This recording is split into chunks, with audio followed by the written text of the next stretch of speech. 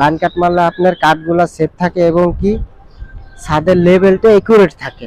তো এই যে আমরা কাঠগুলা বিছাইতে অবশ্যই একটু সময় বেশি লাগে, কিন্তু আপনার সময় বেশি লাগলেও কাজের ফিনিশিং কোয়ালিটি আসে ভালো, এবং কি আমাদের কাঠগুলাও ভালো থাকে, কাঠগুলা বেঁকা হয় না, বাজ হয় না, কাঠগুলা ভালো থাকে আমাদের প্রত্যেক সাইডেই।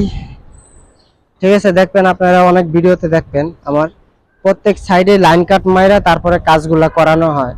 লাইন কাট মারার একটাই উদ্দেশ্য আপনার ছাদের লেভেলটা একুরেট হয়, এবং কি আমাদের যে কাঠগুলা আছে কাঠগুলা একুরেট সোজা থাকে। দেখা গেছে যদি লাইন কাট মারা না কাজ করানো হয় তাহলে আপনার দোনো পাশে কাঠ বাড়তি থাকলে ওই কাঠগুলা আপনার বাড়তি কাঠগুলা বেঁকা হয়ে যায়। তো এই ক্ষেত্রে লাইন কাট মারলে যখন ডাসায় কাট পড়বে বা ডাসার বাইরে পড়লে বাতা মাইরা দেওয়া হয়, ওই ক্ষেত্রে যায় তখন আপনার কাঠগুলা স্টেজ সোজা থাকবে এবং কি কাঠগুলা বেঁকা হবে না। তো লাইন কাট মারার একটাই উদ্দেশ্য আমাদের ছাদটা করে সুন্দর লেভেল হয়।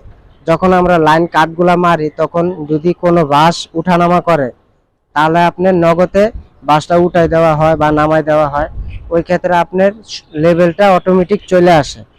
তো পরবর্তীতে মনে করেন আমরা ছাদ লেভেল করি দুইবার, একবার আপনার এই যে সেন্টারিং শেষ হয়ে গেলে একবার লেভেল করি, আর একবার লেভেল করি রড বাইন্ডিং করার পরে। কারণ আপনার ছাদের লেভেলটাই হয়েছে কি আসল, যদি আপনার ছাদের লেভেল একুরেট না হয় তাহলে কিন্তু আপনার সিলিং এ যখন আস্তর করা হয় আস্তরটা এক জায়গায় মোটা খাবে এক জায়গায় পাতলা খাবে, ওই ক্ষেত্রে ভবিষ্যতে ভূমিকম্প হলে দীর্ঘ কিছুদিন যাওয়ার পরে ভূমিকম্প হলে আপনার ওই আস্তর যেখানে মোটা খাবে ওখানে ক্র্যাক করতে পারে।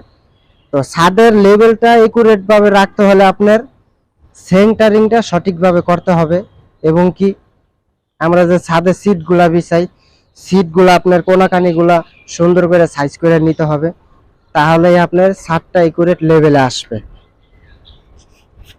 তা আমাদের এই সাইডে সেন্টারিং এর কাজ চলছে প্রায় শেষের দিকে।